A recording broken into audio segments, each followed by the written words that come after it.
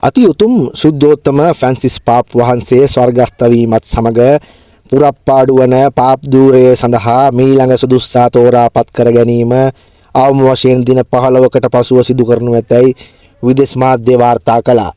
විදේශ මාධ්‍ය සඳහන් කළේ නව පාප් වහන්සේ කෙනෙක් තෝරාපත් කර ගන්නාත් එක් කතෝලික පල්ලියේ වැඩ බලන ප්‍රධානියා ලෙස පාප්තුමාගේ මූල්‍ය ලේකම් සහ භාණ්ඩාගාරික කාදිනල් කෙවින් ෆැරල් පියතුමන් කටයුතු කරනු ඇති බවයි.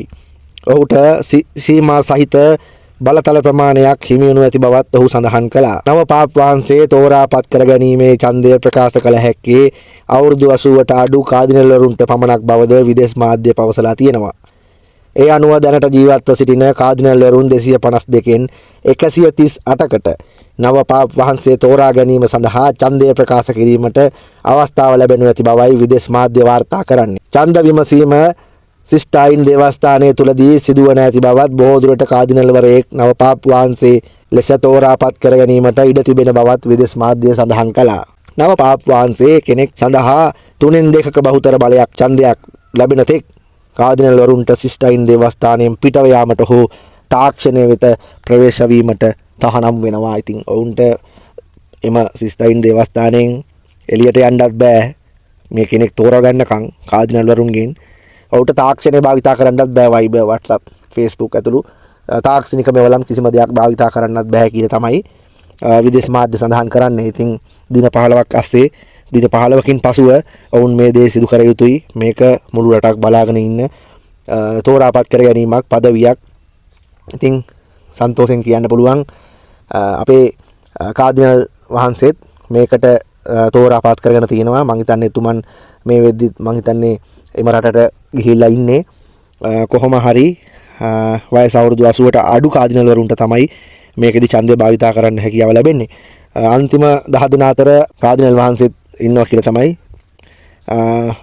අන්තිම 10 දෙනාගේ ඉන්නවා කියලා තමයි වාර්තා වෙන්නේ. ඉතින් මේක බිලියන ගාණක් ඉන්න කතෝලික ජනතාවකට ලෝකේ පුරා ඉතින් ඒකේ නායකත්වයේ හිමි වෙනවා කියන්නේ ඒක රටටත් ගෞරවයක් කීර්තියක් වගේම ඒක හැම ආර්ථික සමාජීය දේශපාලන හැම පැත්තෙම අපි හිතනවා විශාල මෙහෙවරක් වෙයි කියලා.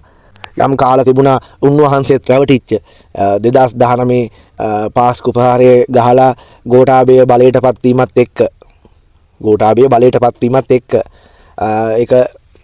ඒකෙදි කොන්ද පණ ඇති නායකයෙක් ඕනි කියලා උන්වහන්සේ අපිට මතකයි කියනවා මේ පාස්කු ප්‍රහාරයත් එක්ක. උන්වහන්සේ මං හිතන්නේ දන්නේ නැතුව ඉන්න ඇති මේ සම්බන්ධයෙන් මොකක්ද උනේ කියලා. ඒක නිසා උන්වහන්සේ සටන් කරන්න පටන් ගත්තා මේගොල්ලොන්ට වින්දිතයන්ට සාධාරණයක් කරන්න කියලා උන්වහන්සේ ගොඩාක් සටනක යෙදුනා. ඉතින් ඒක ගෝඨාභය රාජපක්ෂගේ පාලන කාලය තුලදී සිදු වුණේම නැහැ. මොකද එහෙම සිදු වෙන්න ඉඩකුත් නැහැ. කොහොම හරි රනිල් වික්‍රමසිංහ මහත්මයාටත් එතනින් එහාට දෙයක් කරගන්න බැරි වුණා. මේ ආණ්ඩුව පත් වෙලා මේ ආණ්ඩුවෙත් තාමත් මේ ඒගොල්ලෝ වාර්තා 21 කියනවා 22 කියනවා දින කියනවා ෆයිල් කියනවා. ඉතින් එක එක දේවල් කියා මේක කල් දානවා අදිනවා. මේක එන්න ඉස්සරහට යනවා.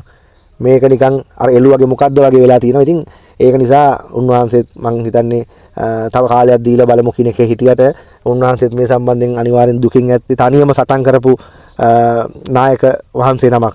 ඉතින් කතෝලික බැතිමතුන් වෙනුවෙන් ලොකු හඬක් නගපු ලොකුවට කතා කරපු ඒ වෙනුවෙන් හිටගත්ත වහන්සේ නමක් විදිහට අපි ඇත්තටම උන්වහන්සේට ගරු කරනවා. උන්වහන්සේට සුබ ප්‍රාර්ථනා කරනවා ඔය ධූරය ලැබෙන්න කියලා. ඒක ධූරයකට එහා ගිය රටේ ආර්ථික දේශපාලනීය සමාජීය හැම දෙයකින්ම රට ස්වයං පෝෂිත කරන්න පුළුවන් මට්ටමේ රටක් දන ගහන්න පුළුවන් මට්ටමේ තනතුරක්. ඒක නිසා ලෝකයක් දන ගහන්න පුළුවන් මට්ටමේ තනතුරක්. ඒක නිසා උන්වහන්සේට ඒක ලැබෙන්න කියලා සුබ ප්‍රාර්ථනා කරනවා. අන්තිම 10 ඉන්න හොඳ දක්ෂ කාදිනල් වහන්සේ නමක් විදිහට අපි උන්වහන්සේ දකිනවා.